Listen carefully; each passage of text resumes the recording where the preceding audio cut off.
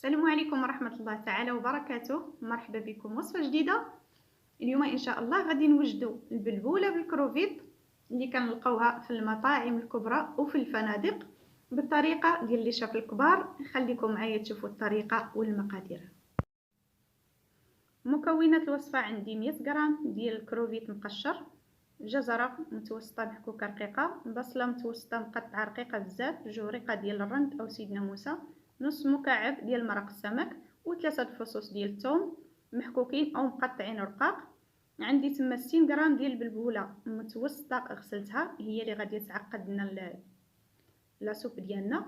وغادي نحتاج المرق السمك اللي غادي نحتاج ليه بطبيعه الحال القشور ديال الكروفيت، واحد الباقه ديال الخضر منسمه فيها شويه ديال الخيزو، شويه ديال البصله، 2 فصوص ديال الثوم مهروسين، نص مكعب ديال مرق السمك، شويه ديال الزعتره، 2 ورق الرند، وشويه او عيدان ديال المعدنوس.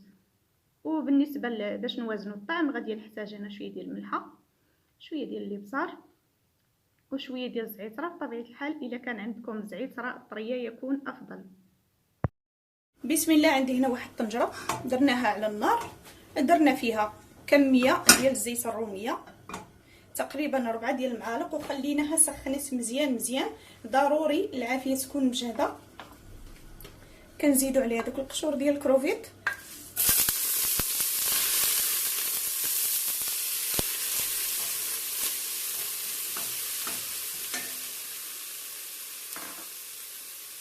كنحركو مزيان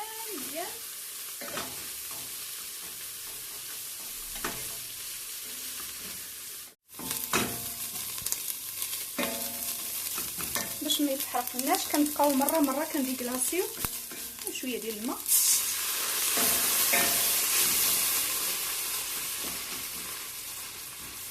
هانتوما اخواتي، هذه هي العصاره اللي كنقلبوا عليها حنا. شوفوا معايا، ضروري يطلق هذا الماء ديالو في هذا اللون. هانتوما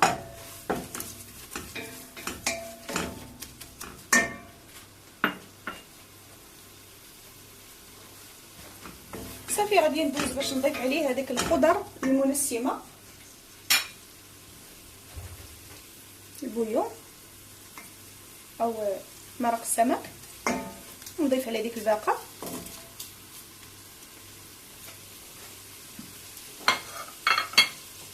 كنحرك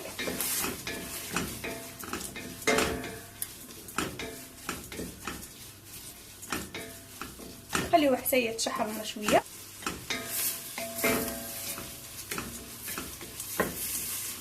عاود نديك لاصي بشويه ديال الماء.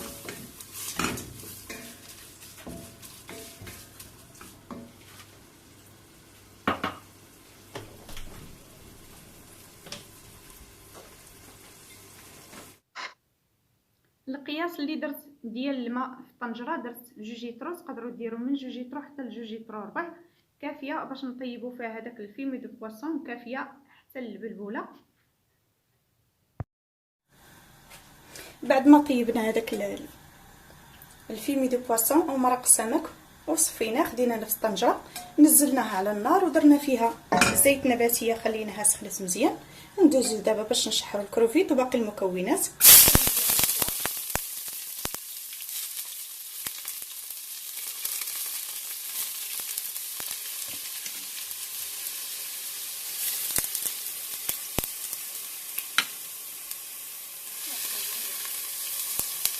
بويون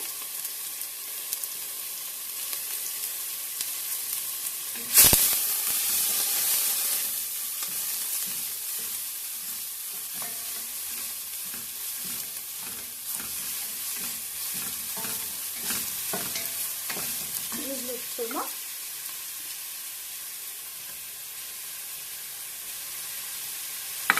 نحركو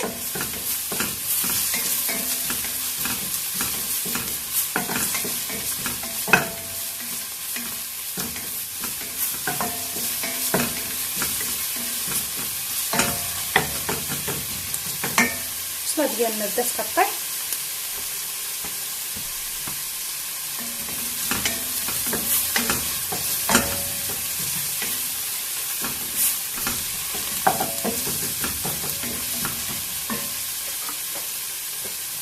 نديرو خيزو ونشحروه حتى هو.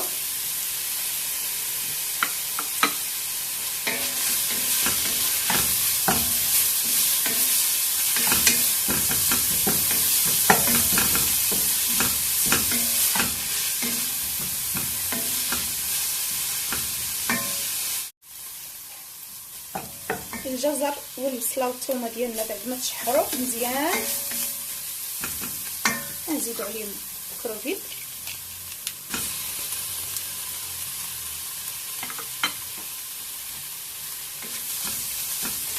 ونشحروا حتى هو.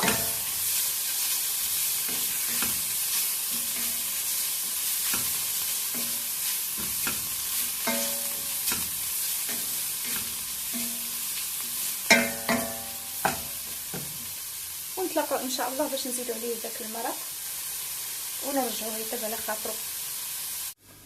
مرق السمك بعد ما طاب وصفيناه، شوفوا معايا اللون تيجي ولا اروع وحتى المذاق رائع.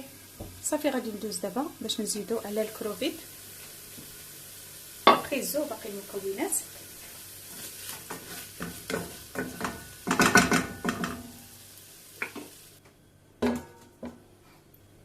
نخليه حتى يسخن مزيان ونضيف ليه هذيك البلبوله ونخليوها طيب على خاطرها. الطنجره ديالنا بعد ما غلات غادي ندوز دابا نزيد البلبوله، قلنا ما بين 60 حتى ل 75 غرام.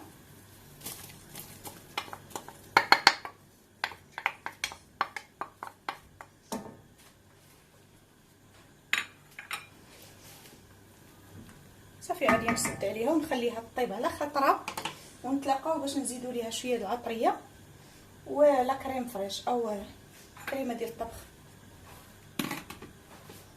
هاد ورقات ديال الرند حتى هما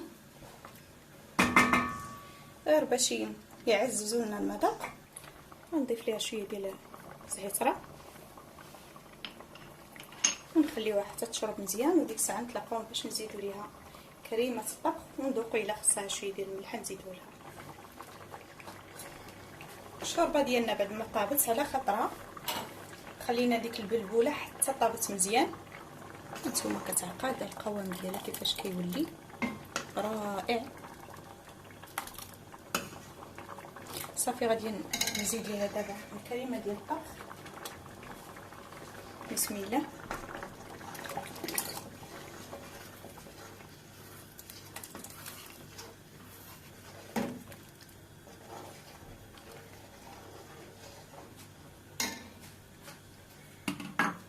نخليها حتى تغلى شويه ونرجع باش ندوقها. الا خصها شويه ديال الملحه نزيدوه ليها، الا ما خصهاش صافي تكون الصوبه ديالنا وجدات.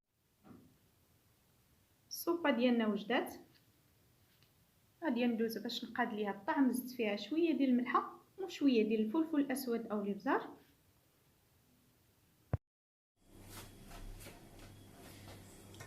الصوب ديالنا بعد ما وجدات خلينا هذيك البلبوله حتى طابت على خاطرها وقاديناها في الملح. تجي رائعه. شوف القوام ديالها غزاله غزاله. هاد الكميه اللي عندي كافيه من 3 حتى ل 4 ديال الناس. الا بغيتو تكفى لكم العدد اكبر ضاعفوا المقادير. الوصفه ديالنا نهار اليوم صوبه بالكروفيت كتجي رائعه حبيباتي. كنتمنى تجربوها وتنال الاعجاب ديالكم. انا زينتها بهذا الشكل هذا، واحد الكروفيته ورقات ديال البسباس وشويه ديال المعدنوس. تقدروا تزينوها بالشكل اللي كيرضيكم نتوما واللي كيعجبكم. نتمنى الوصفه ديال اليوم تنال الاعجاب ديالكم، بارطاجيوها مع الاهل والاحباب. كنقول لكم الى وصفه قادمه من حول الله وقوته. مع السلامه.